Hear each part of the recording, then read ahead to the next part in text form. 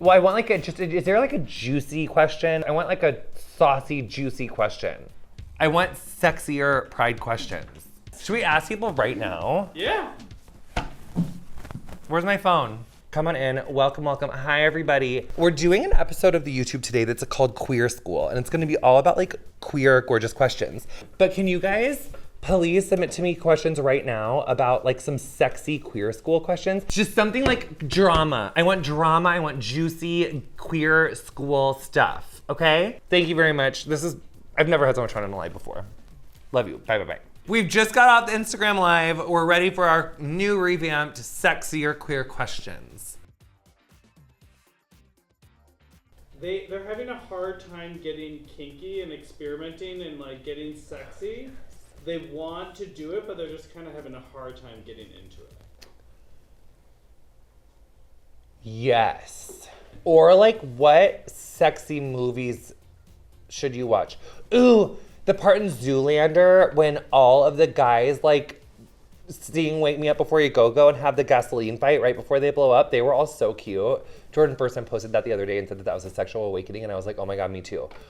The beginning of Top Gun, when they're playing volleyball, it's kind of old school. Benjamin Bratt and Miss Congeniality, he really does it for me too. He makes me feel kinky, Benjamin Bratt. Well, how kinky is kinky?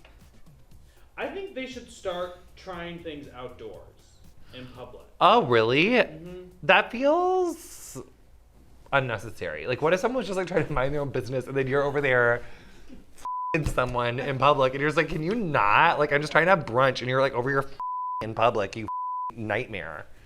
I'm just trying to hike and you're over here f***ing. And also, you know what I'd also say? Where is this pressure to be kinky? Sometimes people just want to like kiss a little bit, bump uglies. Like, for me, if the sex is taking longer than like an episode of like Family Guy or like South Park, I am exhausted. I want like 22 minutes and then I'm maybe 33 and then I'm just like, oh my God, I'm hungry. I know what you should do. They turned Queer Eye into a porn parody and I was played by Diego Sanz. You could watch that. I bet that would make you feel really kinky. Honest queer question. Can you be a top and a bottom? So this is like someone who's clearly new to the community. That's just called verse. It's almost like the non-binary version of top and bottoming, but like not to confuse sexual orientation or sexual position with like gender identity, but it just means that you do it all. You're just multi-talented, multifaceted. Much in the way that Beyonce was in that L'Oreal Feria commercial from 2006. Never has if I stopped thinking about that commercial. We should probably cue the commercial in this part of the, if we can find it, if it's allowed. It's so pretty. It's shimmers. Shooting multi-dimensional color to every strand for triple highlights. I'm transformed. That yellow dress, her highlights, oh my God. But yeah, it's just called verse, and it's totally acceptable. It's great. We love it. I feel like he or she or they were also asking like, can you really be both? Oh, yes, of course. How dare you question verse queens? That's like when I questioned my like asexual friends because I was like, really? And they were like, that's really rude. And I was like, oh my God, I'm so sorry. It's like that. I don't know if you can answer this question. I bet I can't. How to introduce other lesbians to toys when they've never used them. Oh, I know how. Okay, so say that this coffee cup is a lesbian and I'm a lesbian, and let's say that my phone is a toy. Say that your lesbian's friend's name is Patty. So this is Patty, your lesbian friend. And then this is me, another lesbian, and this is the toy. Hey Patty, how are you? I'm great, thanks. Oh my gosh, that's so cool. I have to introduce you to my friend. Okay. This is a dildo. Oh my gosh, it's not as big as I thought it would be. Isn't that amazing? You can do like little dildos, vibrators even. Really? Yes. Wow, that's pretty cool. Emily, did I pass?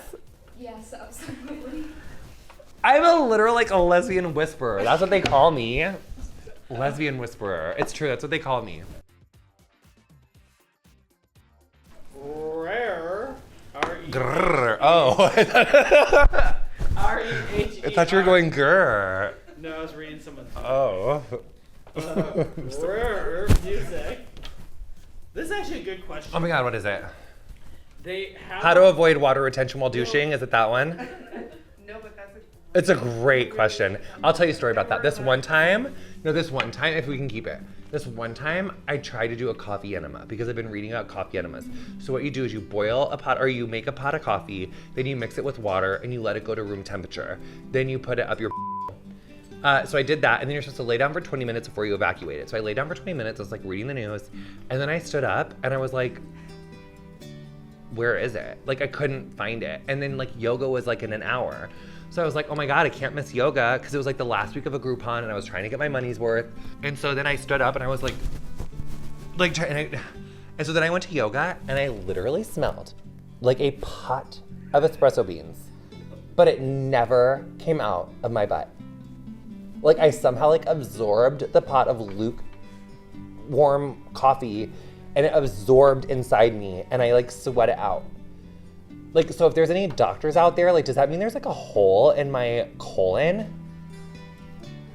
And this other time I did a wine enema and I was drunk for like 10 hours. Like a really long time. But it was like an interesting drunk because you're not like barfy, but you're wasted. Don't use an expensive bottle of wine. Try a cheaper bottle of wine. And it was really honestly fun.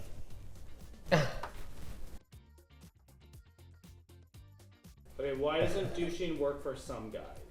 Because they don't know how to do it right. It works for everybody. Oh, fiber pills could be helpful for you. Like those, those fiber pills. I like a balloon, like one of those little fill up with the water with the nozzle. I like that. And I think that's actually a good place to start if you're newer to it. And then there are kind of like two ways. You can do like a 10-minute one that's like just like gets you ready for like an hour. Like you're like good for like an hour. It's like where you're just doing like the closest 10 inches to your and that takes it's like 10 minutes. Or you can do like a deep cleanse. And that's like where you fill yourself up to the brim. Like you're like you really you have like the big, this is a lot. Or is there a link that we can put? Because there's this like really good link that I learned. Yeah, we'll find a good link. Yeah, it's a great illustration. I like to be spontaneous with sex, but my boyfriend takes 2 hours to prepare. Yeah. It makes sex hard. What do we do? As a top, you selfish. I've had it with these tops. 2 hours, I like to be people in hell want ice water, okay? And it takes time for us to feel confident to get okay? That is so rude when people do that. I had a boyfriend like that once. He's like, oh, let's just be spontaneous. Do you want me to feel confident? Do you want me to feel gorgeous? Do you want me to feel thriving like I'm in my oats? Okay, be patient. Good things comes to those who wait. I feel some kind of way about that. I think that is so rude when tops rush bottoms. You should literally get How do I get my partner to try butt stuff? That is what I'm talking about. That was a really good question, you guys. Who's this partnership? Are they cishet? Are they queer? Maybe talk about it from 2 women. 2 women.